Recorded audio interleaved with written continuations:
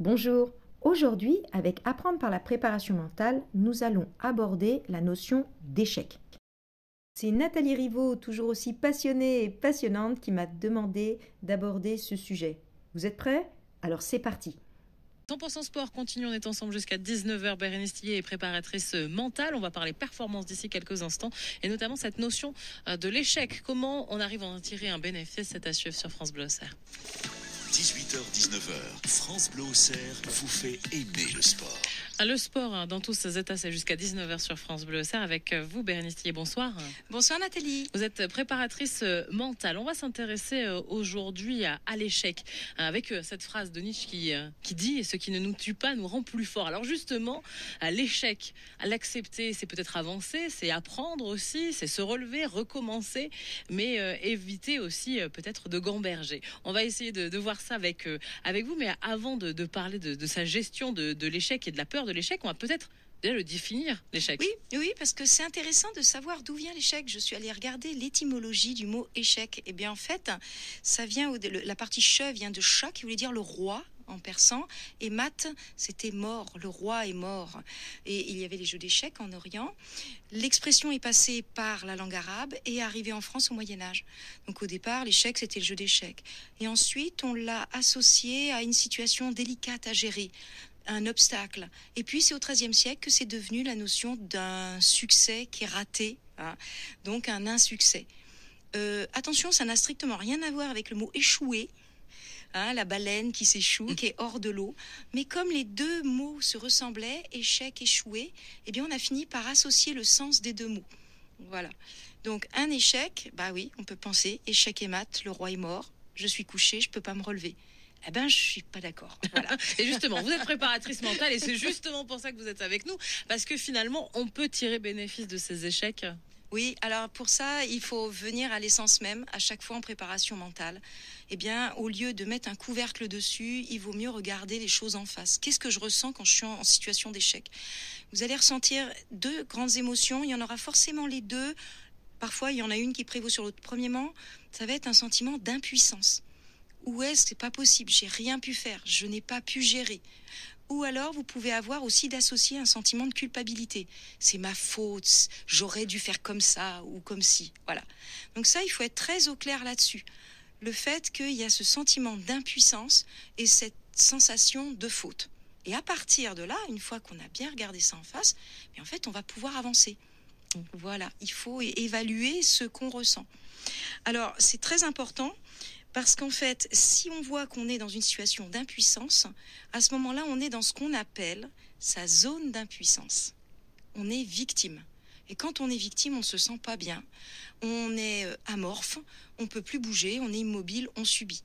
Et quand on se sent coupable, eh bien en fait, on se sent victime aussi finalement, parce qu'on se dit qu'on est coupable, nous, peut-être qu'on n'a pas fait ce qu'il fallait, hein, ou bien on va accuser le temps, la météo, l'équipe adverse qui était plus forte.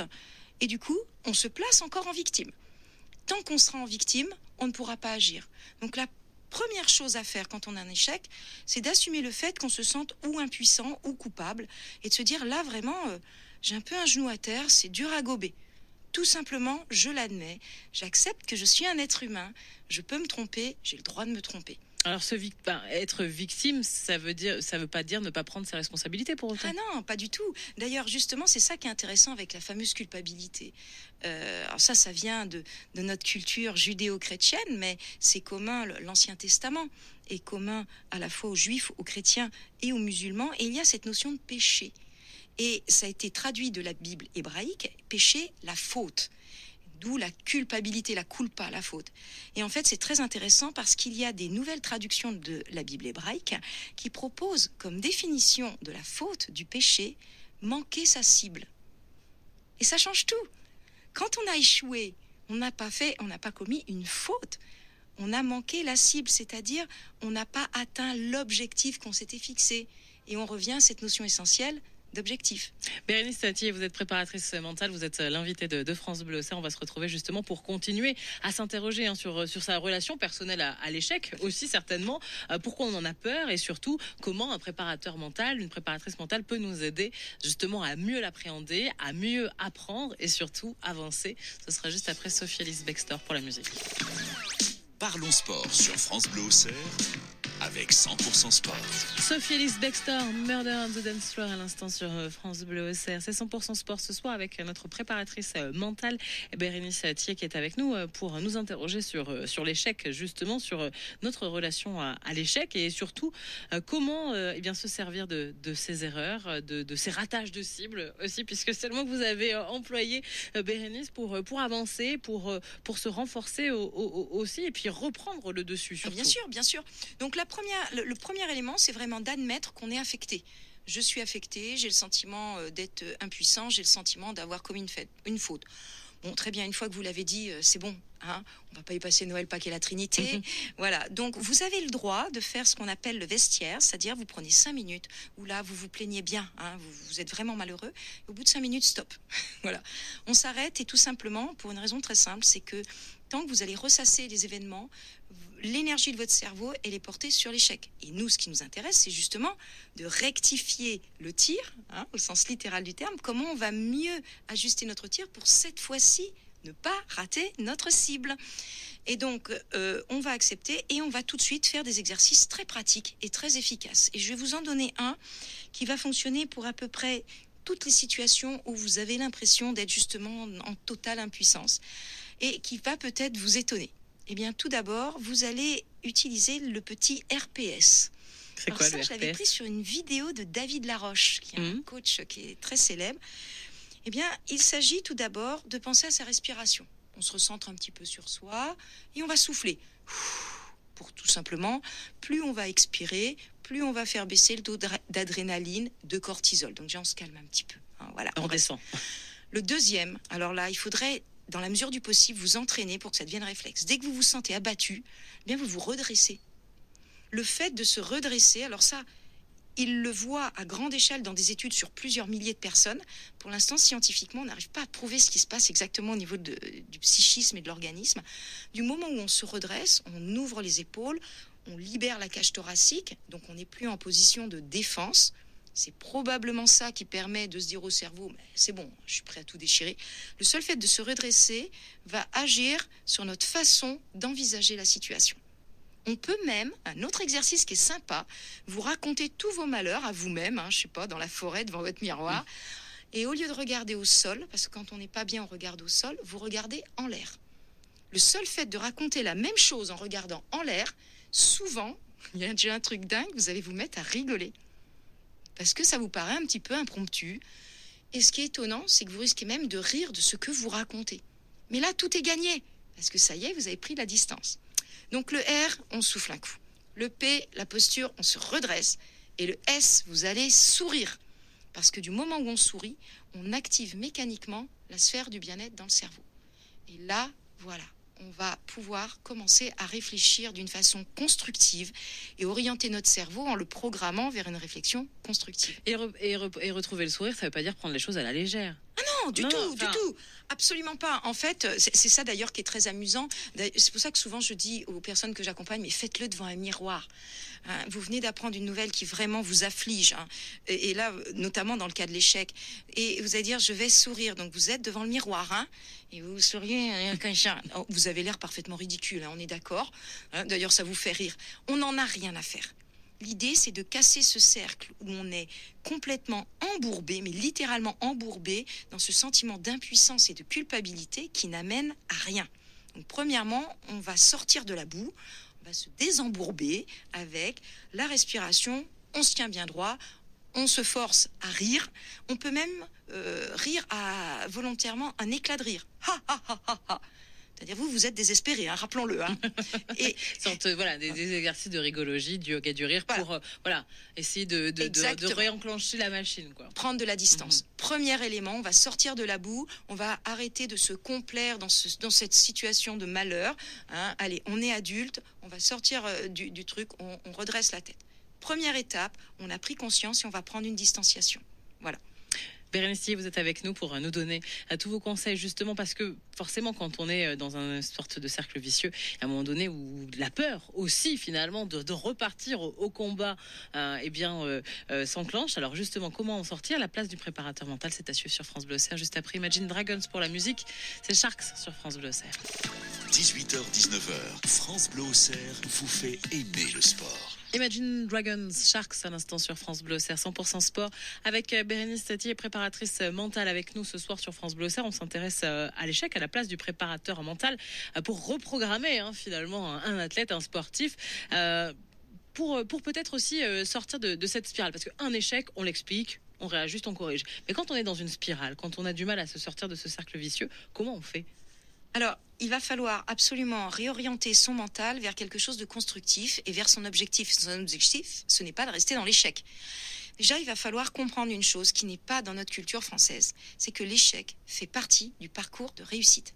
À chaque fois que vous avez un genou à terre, répétez. L'échec fait partie du parcours de réussite. Si vous avez échoué, ça veut dire que vous avez essayé. Puisque vous avez essayé, vous avez déjà réussi.